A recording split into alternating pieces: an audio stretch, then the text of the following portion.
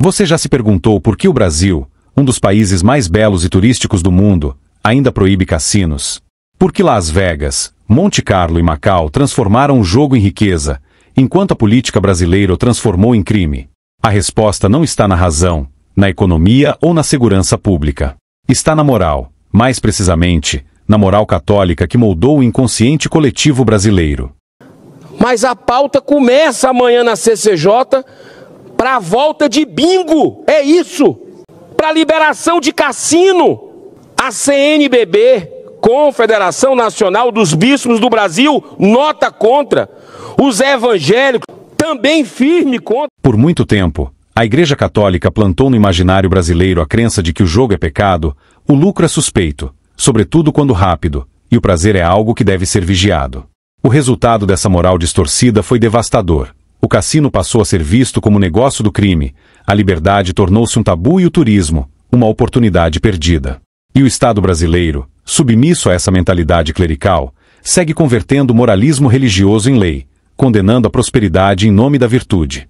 Sob a ótica católica tradicional, toda forma de riqueza que não pertence à Igreja é moralmente suspeita, mas quando ela é rotulada de rápida ou prazerosa, torna-se uma heresia ainda maior. O jogo torna-se condenado não por seus efeitos reais na economia, mas por representar o oposto da virtude cristã da renúncia. O cassino simboliza a conquista da fortuna sem sofrimento, a vitória sem penitência, o ganho sem culpa.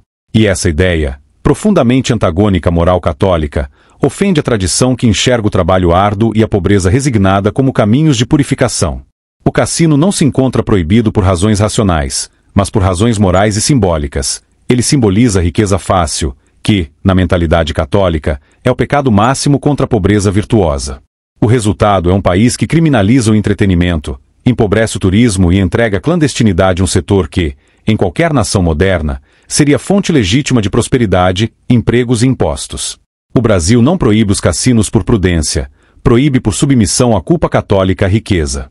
Quando alguém associa a liberação dos cassinos ao narcotráfico ou a qualquer outra forma de decadência moral, ele não está argumentando, está apenas repetindo o velho reflexo condicionado da Igreja Católica de condenar tudo que desafia seu monopólio sobre a moral. Está apenas repetindo a velha confusão entre pecado e crime. Apoiar a proibição de cassinos mostra o quanto o moralismo católico ainda domina o pensamento brasileiro. A proibição dos cassinos no Brasil não nasceu de uma análise racional sobre economia, segurança ou liberdade individual. Nasceu do moralismo católico, que impôs sua visão de mundo a toda a sociedade brasileira, confundindo o pecado com o crime. O resultado é o de sempre: hipocrisia e contrabando moral. Proibir o jogo não elimina o vício, só o transfere para o submundo. Enquanto o Estado finge proteger a moral, o crime organizado agradece e lucra. O Brasil não precisa de mais proibições, precisa de liberdade. O verdadeiro vício nacional é o moralismo hipócrita que confunde fé com lei e atrasa o país. Enquanto o Estado proíbe o jogo em nome da virtude católica, o jogo floresce na clandestinidade, sem regras, sem impostos, e com o crime organizado lucrando onde deveria haver livre mercado e transparência. O proibicionismo moral católico não elimina o vício, ele só entrega o lucro ao bandido. O cassino proibido virou renda para o crime e perda para o Estado. O vício não desapareceu, apenas mudou de dono. Cassinos legalizados geram empregos, atraem turismo, movimentam a economia e fortalecem a liberdade de escolha e a responsabilidade individual. Mas o que a Igreja teme, no fundo, é isso: o cidadão livre, capaz de decidir por si mesmo. O verdadeiro vício nacional não é o jogo, é o moralismo que infantiliza o país e impede a modernidade.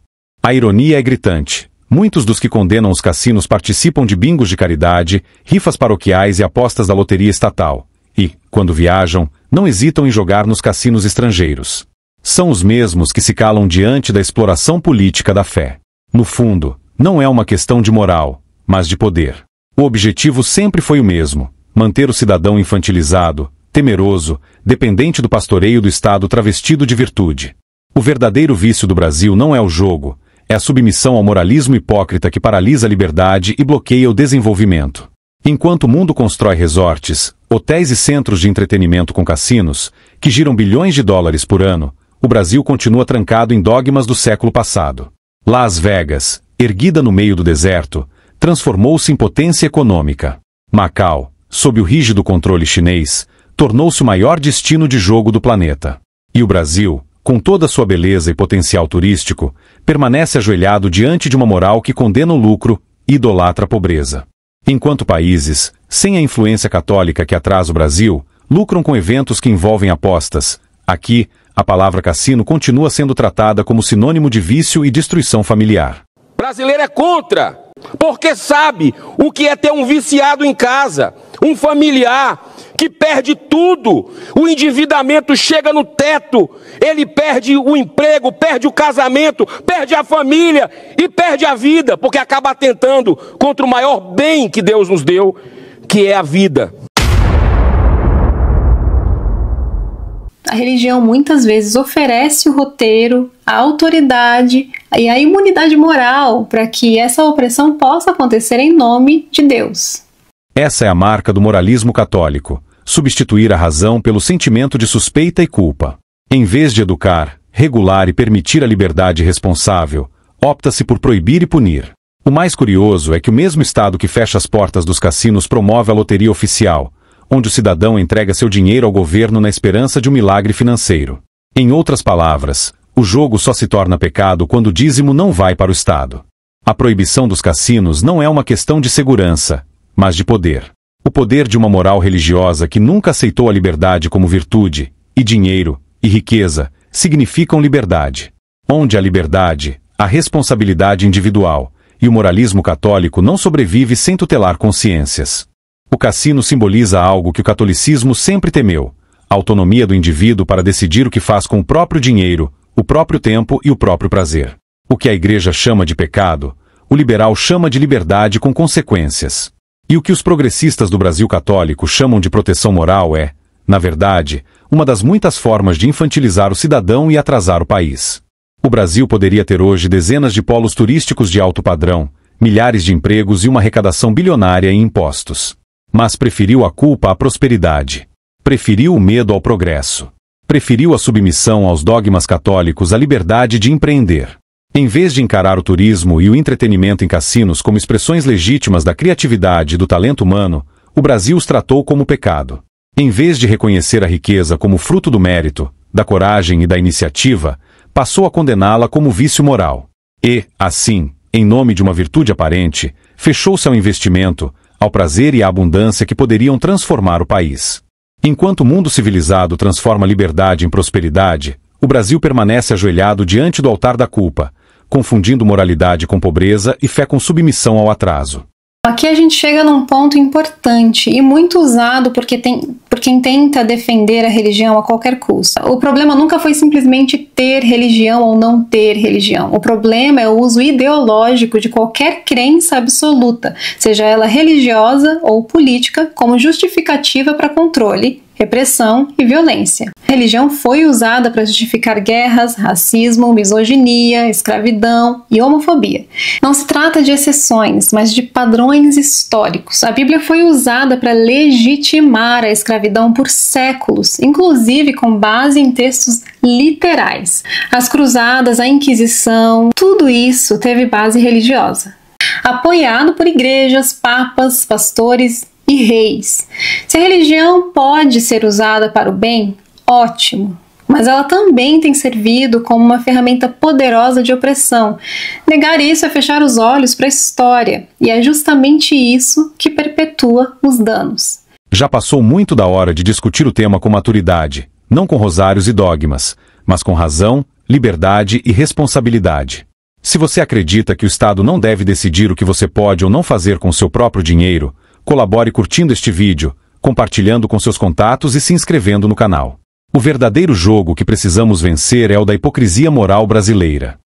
A ideia do sofrimento como santidade não nasceu com Jesus. Ela é uma construção teológica usada para moldar comportamento e para manter você tolerando o intolerável, aceitando a escassez, o abuso, o silêncio, como se isso fosse espiritualidade. A romantização do sofrimento impede que o enfrentamento da justiça aconteça. Essa distorção é estratégica, porque quanto mais você romantiza o sofrimento, menos você questiona, menos você se rebela e menos você se liberta. E quem se beneficia disso? Não é Deus, é o sistema. A religião que ensina a aceitar tudo como prova de Deus não está preocupada com a sua libertação. Ela precisa que você acredite que a cruz é sua, mesmo que tenham colocado ela nos seus ombros sem te perguntar nada. Fé real não exige que você se abandone. Não te pede para aceitar o inaceitável. Não glorifica o sofrimento, enfrenta ele. A espiritualidade que transforma a dor em virtude é a mesma que paralisa, que condena a liberdade, que canoniza o silêncio. Se essa mensagem doeu, é porque a verdade bateu. A religião política da Igreja Católica glorificou a fraqueza como virtude, não por compaixão, mas por estratégia. Ao exaltar os fracos que não têm coragem de se superar, ela os conquista. E, ao mesmo tempo, condena a força, o desejo de potência e a excelência, para que os fortes, tomados pela culpa, curvem a cabeça e se submetam. Para que rumo está indo a nossa sociedade? Os valores estão sendo invertidos, um olhar vira um estupro, uma piada um discurso de ódio, e a corrupção vira o padrão. A gente acostumou tanto com desvios de caráter que, quando estamos diante de uma virtude, ela vira digna de elogio. Como é que a gente chegou aqui? Em parte, eu te digo, vestindo os vícios com um manto da moralidade. Usam esse manto há tanto tempo que às vezes nem percebem o erro. O socialismo, em sua versão brasileira de inspiração católica, é herdeiro direto dessa psicologia do ressentimento. O que antes era depositado no altar da Igreja agora é projetado no altar do Estado. O socialista não busca justiça, busca redenção. Não busca liberdade, busca tutela. E não apenas por altruísmo, mas também por um impulso psicológico profundo, o desejo de se vingar da realidade que o frustra, punindo quem se destaca e exigindo que o mundo se curve ao seu vitimismo. O mesmo tipo humano, que Nietzsche criticou com dureza, que teme a responsabilidade da liberdade e inveja os que a exercem com vigor, trocou a cruz pelo cartaz, o confessionário pelo comício, e a fé cega em dogmas religiosos pela fé cega em promessas estatais. Em ambos os casos, o que está em jogo não é a justiça ou o bem comum. É a tentativa de transformar ressentimento em doutrina, fracasso em moral e mediocridade em ideal político. Abra os olhos enquanto há tempo. Nem todos que olham realmente veem. É difícil, ou até inútil, tentar despertar a compreensão em quem não tem vontade e, ainda pior, tentar despertar a vontade em quem se recusa a compreender. Quem não ouve conselhos raramente enxerga o que está diante dos olhos. E nunca faltarão pessoas para incentivar a cegueira alheia. Muitos, para que possam ser, precisam que outros não sejam. Se você chegou até aqui, é porque este conteúdo fez sentido para você. Então, considere colaborar. Inscreva-se no canal, deixe seu like e compartilhe este vídeo com quem também valoriza o pensamento crítico e a curiosidade intelectual, contribuindo para ampliar o alcance de ideias que realmente importam. Expor questões ocultas no aparente é fundamental para provocar reflexões, inspirar mudanças positivas e fazer os brasileiros despertarem do sono dogmático socialista católico. Espalhe essa voz enquanto ainda dá tempo. Superar esses desafios e alcançar um futuro justo e próspero requer afastamento da influência da moral hipócrita da religião política do Vaticano e da sua filosofia social arcaica. Não deixe de ver outros vídeos deste canal.